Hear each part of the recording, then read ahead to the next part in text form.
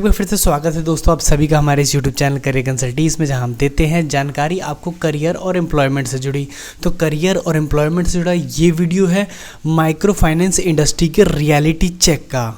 जी हाँ, आज completely criticise करेंगे माइक्रो फाइनेंस को, बताएंगे इसके डार्क साइड को। जी हाँ, क्यों करना जॉब इतना मुश्किल है, माइक्रो फाइनेंस में क्यों आधे से भी ज़्यादा कैंडिडेट पहले ही महीने में जॉब छोड़कर चले जाते हैं। हालांकि इस कंपनी में बहुत सारे ऐसे भी लोग काम करते हैं जो करोड़ों में अर्निंग करते हैं। माइक्रो फाइनेंस से ही बहुत सारे लोगों ने बड़ी बड़ी गाड़ियां, बंगले और बहुत सारा पैसा भी अर्न किया है। कौन है वो लोग जो दबे कुचले या मरे जा रहे हैं माइक्रो फाइनेंस कंपनी के वर्क के बोझ तले?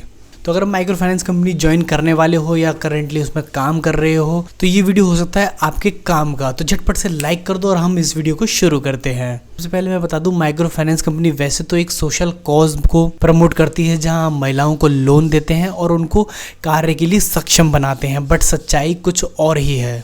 माइक्रो फाइनेंस में लोग इतनी तेज़ी से रिज़ाइन क्यों मारते हैं, क्यों छोड़ के चले जाते हैं, और बहुत सारी डार्क साइड्स जो आपको बताई नहीं जाती लेकिन बाद में आपको फेस करनी पड़ती है, उसके बारे में मैं आपको यहाँ बताने वाला हूँ।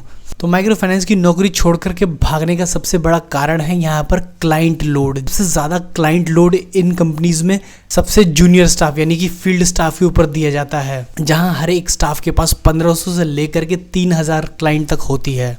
और ऑन एन एवरेज एक दिन में 120 क्लाइंट से भी ज़्यादा क्लाइंटों से मीटिंग करनी पड़ती है, जिसमें उनका पूरा दिन कंज्यूम हो जाता है और शाम कंज्यूम होती है पार यानी ओवर ड्यू, यानी कि ऐसा पैसा जो रुका हुआ है, क्लाइंट देने को तैयार नहीं है, उसको कवर करने में। ऐसे करके ये जॉब 8 घंटे से 14 घंटे की हो जाती है और जहाँ पर आदमी को ये एक बोझ लगने लगती है। तो अब दूसरी बात करते हैं जान का खतरा। जी हाँ, इस जॉब में जान का सबसे ज़्यादा खतरा होता है।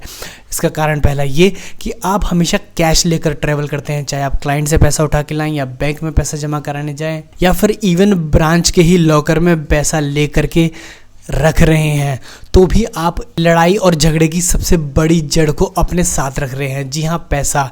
बहुत सारे केसेस ऐसे आते हैं जहाँ माइक्रो फाइनेंस स्टाफ को रास्ते में ही गिरा करके लूट लिया जाता है और कई बार तो उन्हें चाकू और छुरी लगने का खतरा भी रहता है। कई बार ब्रांच पर भी लूट हो जाती है, कई बाहर के लोग या लोकल या गांव वाले आकर के ब्रांच को लूट ले जाते हैं।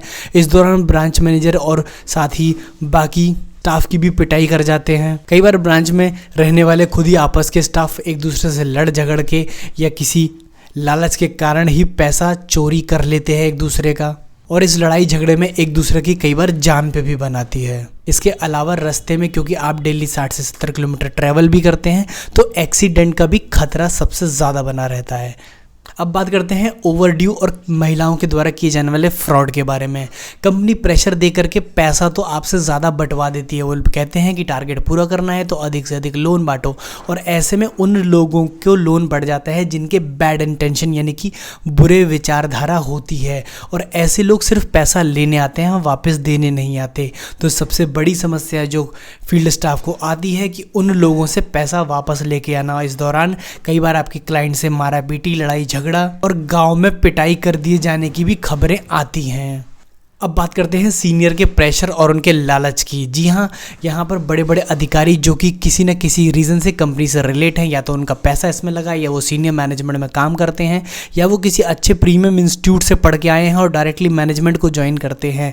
तो ऐसे लोग आपके ऊपर फील्ड में इतना ज़्यादा प्रेशर बनाते हैं पैसा बांटने का, रिकवरी करने का, पार को लेके आने का, कि आप दिन रात सो नहीं पाते।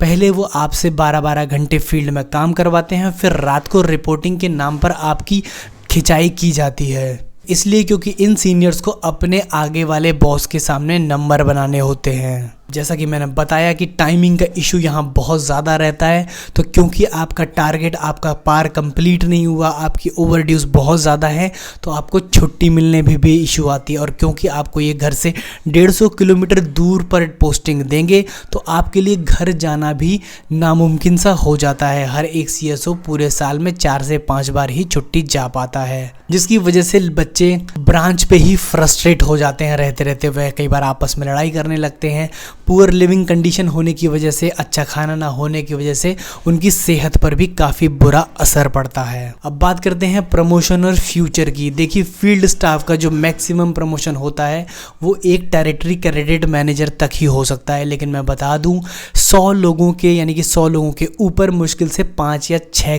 टेरिटरी क्रेडिट मैनेजर होते हैं। तो यानी कि बाकी 95 या तो प्रमोट नहीं होंगे या फिर किसी दूसरी कंपनी में जाके ट्राई करेंगे। तो आप समझ सकते हैं कि एक CSO को ब्रांच मैनेजर बनने में 3 साल से लेकर के 6 साल तक का समय लग सकता है। हालांकि ब्रांच मैनेजर बनने के बाद भी आपके जीवन में कोई परिवर्तन नहीं आता, आपको तब भी कलेक्शन करना और पार ही कलेक्ट करना होता है। इसके अलावा आपको एडिशनल जिम्मेदारी मिलती है बाकी सारे CSO की रिपोर्टिंग का भी। और सबसे बड़ी दुख की बात ये है कि इतना सब कुछ चल रहा है पर्दे के पीछे, लेकिन गवर्नमेंट को इसकी कोई परवाह नहीं है। ना तो कोई लेबर लॉ आकर के इस चीज़ पर उंगली उठाते हैं, ना ही कोई शॉप एंड एस्टेब्लिशमेंट एक्ट, ना ही कोई ह्यूमन रिसोर्स डिपार्टमेंट इस चीज़ पर ध्यान देता है। इवन RBI का भी इस पर कोई ध्यान नहीं है। 12 से 14 घंटे पर डे अगर कोई CSO काम करेगा, फील्ड स्टाफ काम करेगा, तो उसकी पर्सनल लाइफ क्या रह जाएगी, उसकी हेल्थ क्या रह जाएगी। दोपहर में सुबह जब वह काम के लिए 7 बजे निकलेगा और रात को 9-10 बजे घुसेगा, तो उसकी हेल्थ पर कितना बुरा इम्पैक्ट पड़ेगा, ये कंपनियां सोचती ही नहीं। और दुख की बात तो ये है कि ये लोग इतनी सैलरी भी पे नहीं करते कि आप उसमें से एक बड़ा पैसा या बड़ा हिस्सा बचा करके अपने रिटायरमेंट पर खर्च कर सकें। हालांकि हर व्यक्ति के जीवन की सुरक्षा के लिए कंपनी एक 10 लाख रुपए का इंश्योरेंस भी कराती है, जिसमें मरने वाले मृतक के परिवार को 10 लाख रुपए दिए जाते हैं। पर क्या 10 लाख रुपए किसी की जान को कंपनसेट कर सकते हैं? आप मुझे कमेंट सेक्शन में ज़रूर बताना। और क्यों लेबर लॉ इन चीज़ों पर ध्यान नहीं देती, क्यों फैक्ट्रीज एक्ट या लेबर इंस्पेक्टर आकर इन चीज़ों पर ध्यान नहीं देते? कमेंट सेक्शन में ज़रूर बताना आपको कैसी लगती है माइक्रो फाइनेंस की जॉब।